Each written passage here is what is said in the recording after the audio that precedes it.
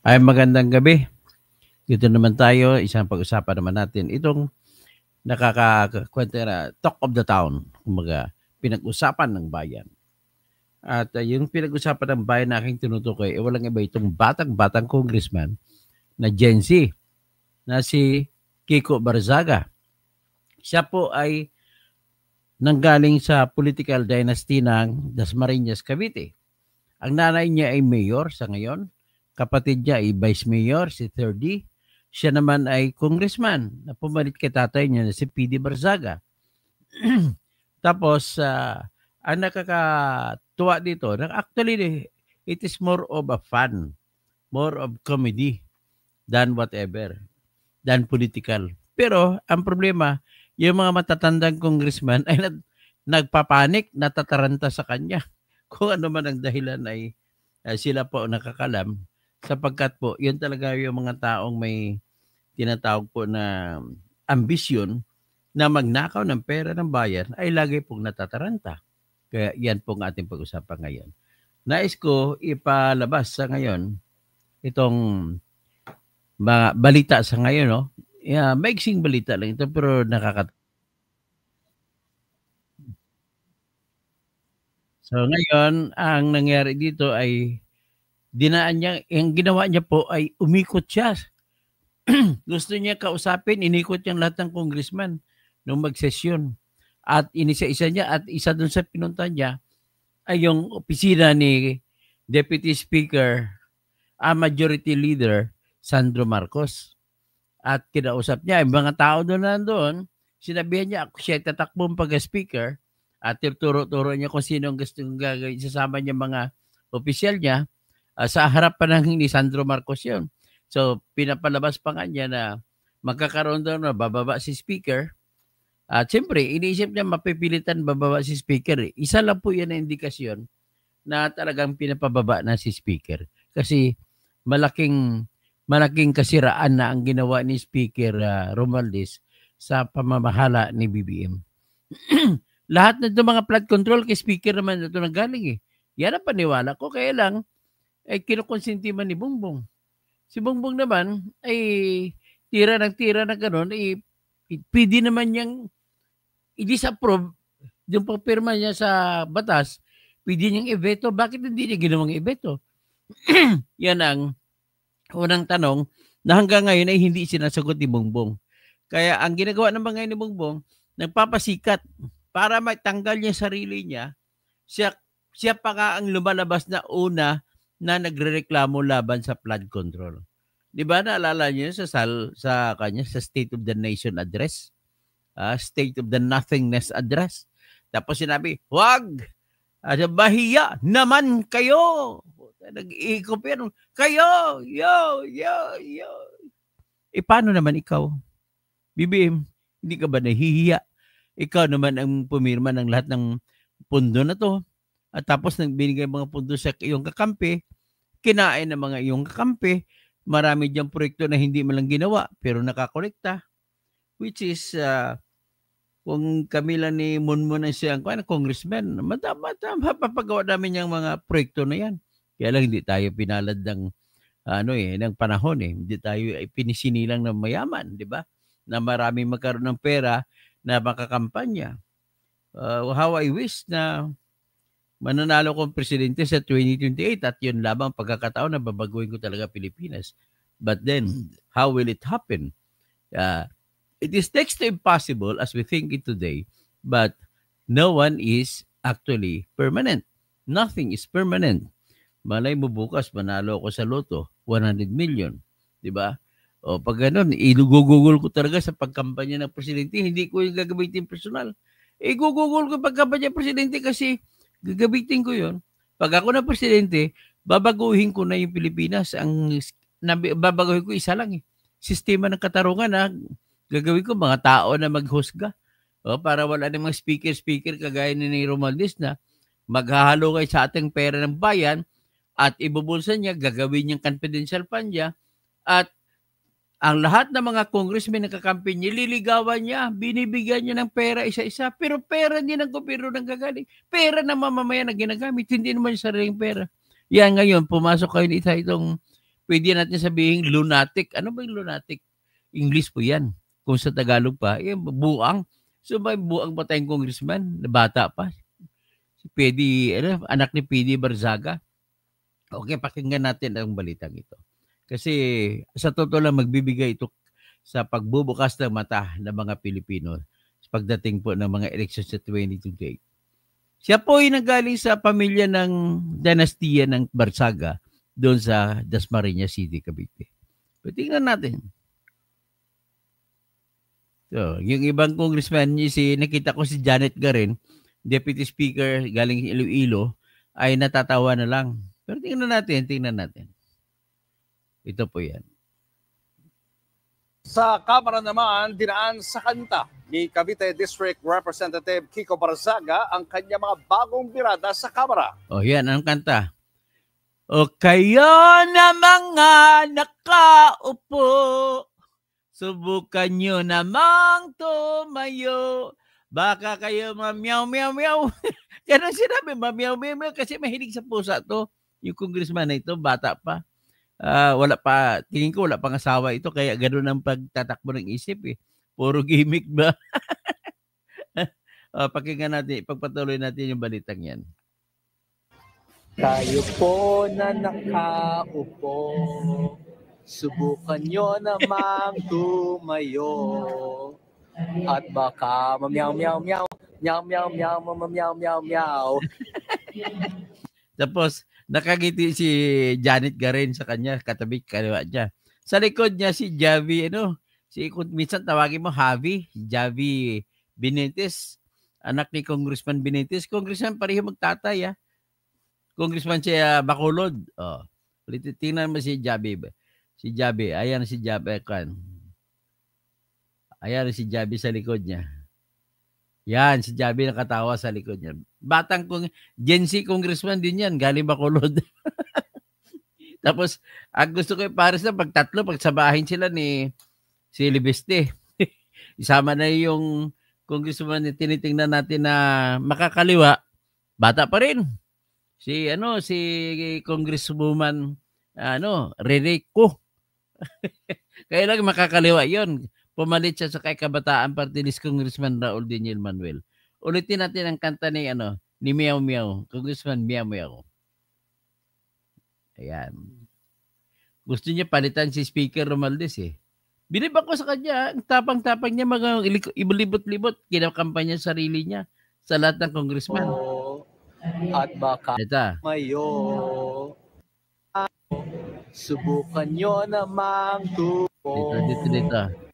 Kayo po na nakaupo, subukan nyo namang tumayo. At baka mamyaw-meow-meow, meow-meow-meow, mamyaw-meow-meow.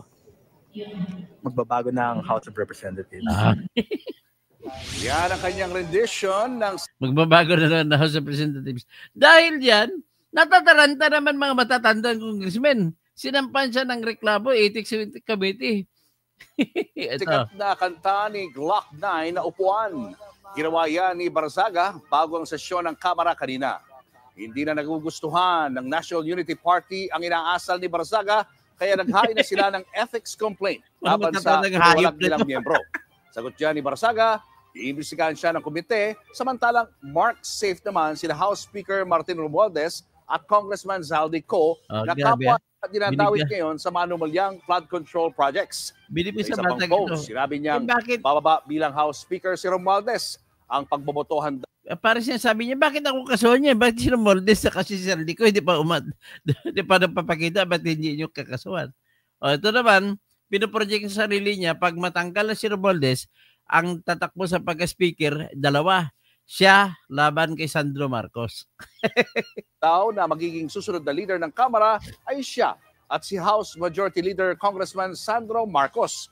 Wala namang kumpirmasyon na magbibitiw si Romualdez bilang House Speaker. Ayon kay House Minority Leader Marcelino Libanan, nag-aambisyon talaga si Marcelino Libanan naman. Ito yung congressman galing sa Burungan. Ay, napaka-corrupt na congressman ito. Saga na maging susunod na House Speaker. Nakausap ko nga si Barzaga at nilapitan po kami at kinakampanya kami. Dahil gusto niyang tumakbong speaker. Sabi naman, kinakampanya Ilaw yung kanyang solong. Lone Ranger siya at saka nasa independent minority siya. Wala siyang kasama. So alanganin pa siya sa grasp niya sa parliamentary procedures. Hindi niya alam kung kailan siya tatayo. Sa totoo lang, ang pinaka-importante dyan, nauuga kayo lahat. Nauuga kayo lahat dahil sa batang yan. At least, kaming mga api ay hindi kami, at least meron kaming kakampi kasi yan ang hinahanap namin, mga api, mga mamamayan na walang pera, na kinukulimbat lang ninyong pera. Ang gusto sabihin ng mga api ay at least meron kaming Gen Z congressman dyan. Dapat sana sabahan na rin siya ni Libeste, tsaka ni Congressman Benitez. Si Congressman Benitez, pinuna niya, tandaan niyo, pinuna ni Congressman Benitez si Speaker Romualdez. Anong klase speaker? May speaker pa.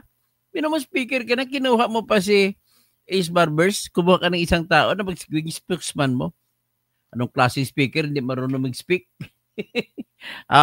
Ngayon, ito naman si Libeste, natuwa naman ako sa kanya dahil pinabunot niya yung mga sheet files doon sa kanyang distrito sa Batangas. District 1 sa Ilog. Pinabunot yung sa disenyo ng flood control, ang papasok isa kayo baon sa lupa ay 12 meters. Pero nang binuksan niya, may mga 5 meters na nakabaon. Kaya pala nakatumba-tumba. Ganon din ata nangyari sa distrito ni Richard Gomez. Kasi natumba rin ang mga sheet files doon. So Richard, wake up. Kailangan nakakahiya niya ng pangalan, reputasyon mo, nakataya dito. Tinira ka ng mayor ng Matag-Ob Leyte. Ganon din si kalaban mo rin, si Albuera Mayor. Yung batang Espinosa na tinatagurian ng drug lord. Biro saan ka na makakita? Saan ka makakita ng bansa? Presidente, bangag. May drugs. May mayor, drug lord. Ano bang klaseng ito? Sa panahon ni Duterte, patay kayo lahat. Problema lang. May natira pa. Ito si Bongbong. Ito si hindi namatay si Mayor Espinosa, si Kerwin. Kapatid, Astra, where are you now? Kayo naman nga nakaupo. Ano ba yung tamang lyrics? Kayo mga kayong nakaupo, subukan nyo namang tumayo. Tumayo naman kayo. Okay. Para naman mabawasan naman ang mga farms dyan. Ang farm natin sa Kongreso, Crocodile Farm, mabawasan naman. Si Bellet Brown, sana po seryoso na pinaglalaban niya. Sana nga maging seryoso siya. Magaling pa naman siya. Mga asar, tingin ko ng asar lang para sa bayan eh. Kasi alam ko na alam niya sa talinong batang yan na hindi kayang tumbahin si Romualdez. Kaya dinaan lang sa asar-asaran. Mga pikon nga. Talaga, ang tamang term mo, mga pikon. Go, Gen Z, sabi ni Astra. So, Primo Junior, walang problema sa budget basta magamit ng tama. Ang utang ng Pilipinas bago bumaba si Pinoy ay 6 trillion. Hindi naman 6 trillion, 5.8 trillion ang utang ni Pinoy, ng utang ng Pinas. Tapos pumasok si Duterte ay 5.8 trillion sa June 2022 at 2016. Nang umalis si Duterte noong June 2022, ang utang ay 12.3 trillion ng Pilipinas. Ngayon, ang utang naman ni Bongbong BBM, ibig sabihin, ang inutang balikan ang computation natin. Ang inutang ni Duterte, 12.3 minus 5.8. Ano yon?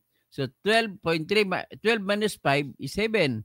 Tapos, 0.3 minus 8, that is 5. So, mga 6.5 trillion ang inutang ni Duterte sa loob ng 6 na taon. Mayroon pang build ng mga maraming infrastruktura, marami pang parmali o marami pang COVID o yung iba nga napunta sa corruption, di ba? O nakuha pa ni Saldico ang iba sa PPA, yung mga computer, 2 billion. So, umabot po sa 6.8, alam ko 6.8 trillion eh. So, ngayon, nung binitawan ni Duterte ay mga 12.3 trillion. Ngayon, ang utang natin 17.25 trillion. Oh, halay 0.3 man lang, average mo na lang. 0.3. So, 17.3 minus 12.3, 5 trillion sa 3 taon, 5 trillion na kagad. Grabe. Nakakahiya. Tapos, yung budget para sa 2026, tinataya ng mga eksperto na magdadagdag ng 1.6 trillion. So, 17.3 plus 1.6, that is 18.9 trillion. Magiging 20 trillion ang utang natin pagkatapos ng December 31, 2026. Yan ba ang gusto mo? Anong klaseng panggobyerno si Bongbong? Pero mo, kinuha ang pera ng PhilHealth para ipundo sa mga flood control na ninakaw. Nakakahiya ka talaga, BBM. Tapos Violet Brown, good afternoon, Dr. Toto, katotohanan, Kausig. Yan. Hanggang dyan lang tayo ngayon. Yan lang ating kwan dito, titirahin. At sa mga team replay, please do not skip ads para makatulong kayo sa akin. Pagkatapos, like para mataas ang algorithm natin. Tapos i-share mo kung maaari sa mga messenger ng groups ng tsaka WhatsApp groups, sa Viber group o whatever. Tapos, kung dadami, maipunin natin sarili. Pag marami na tayo, mag 10 million na membership ko sa channel ko, ay pwede na akong tumakbong presidente sa 2028. At tatalunin natin si Sara, si Rapi, si Lenny, sino pang ibang gusto tumakbo doon, si Risa Ontiveros, at ipakita ko sa inyo ang totoong pagbabago na para sa Pilipino. At ang pagbabago na yan ay babaguhin ko lamang po ang katarungan. Yan lamang po, sistema ng katarungan na kung saan ang mga tao mismo ang maghuhusga, hindi na yung mga judge na madaling bilhin, madaling takutin at magnanakaw din. So Rogelio Albania, si Duterte, super corrupt, drug lord, protector and killer as per Las Calles and Matabato. Bakit mo kinakampihan? Kinakampihan? Ang alam ko, sa tingin ko sa iyo, Rogelio Albania, hindi ka nakakaintindi kung ano mga sinasabi ko. Hindi ko kinakampihan. Kung batas lang kakampi sa kana, batas lang sinasabi ko. Na nagkakataon na dapat kampihan sila sa batas kasi tama sa batas. Pero ibang usapin naman yan. Di ba, Rogelio? Napapansin ko naman yan. Dami-dami ko mga subscribers na umalis sa akin. Siguro, tinatay ko mga mahigit 30,000 na umalis sa akin. Kasi sila po ay, ang gusto nila, anti-Duterte sila. Kaya kahit na tama yung nagagawa kay Duterte, basta gusto na tirahin si Duterte. Yan ang klase mga tao na saradong utak. Ganon din, may iba na naman na gusto na tirahin si Marcos. Kung may matama naman na ginawa si Marcos, bakit hindi mo pupurihin? Di ba? Kay mga taong ganon, nasisira ang Pilipinas sa mga taong saradong mata. Gaya ni Rogelio Albania, gaya ng mga supporter ni, yun na yan, mga anti-DDS yan eh. Kaya dahil sa inyong mga loyalista, hindi na mababago ang bansa. Hindi kayo marunong tumingin sa tama. Yan na pong aking masasabi. Pasensya na po, Rogelio Albania. Anyway, I have to thank you for at least some time naging subscriber din kita. Pero yan na po masasabi ko.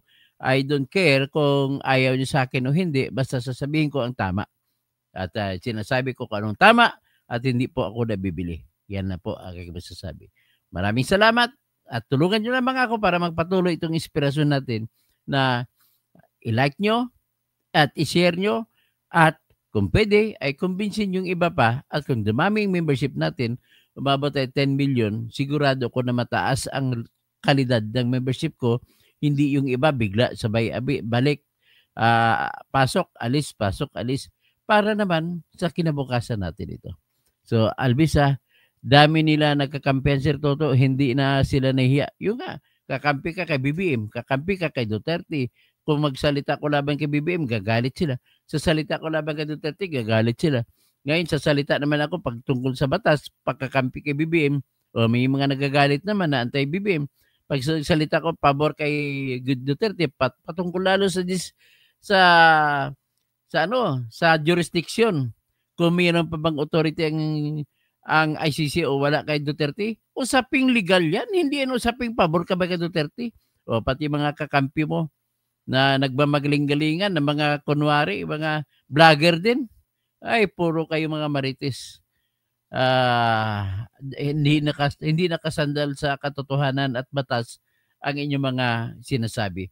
Nakasandal lamang kayo sa natutuwa kayo pag ang kalaban nyo gustong tinitiris, yan po ang inyong mga kandidat. Kaya maraming salamat po sa mga patuloy na natitira sa aking channel. Balang araw naniwala ko sa Diyos, Pastor Rodi Rabi, na ang lahat ng mga tao ay magkaroon ng patas na pagtingin sa lahat ng aspeto para dadami ang kakampi ng patas sa batas.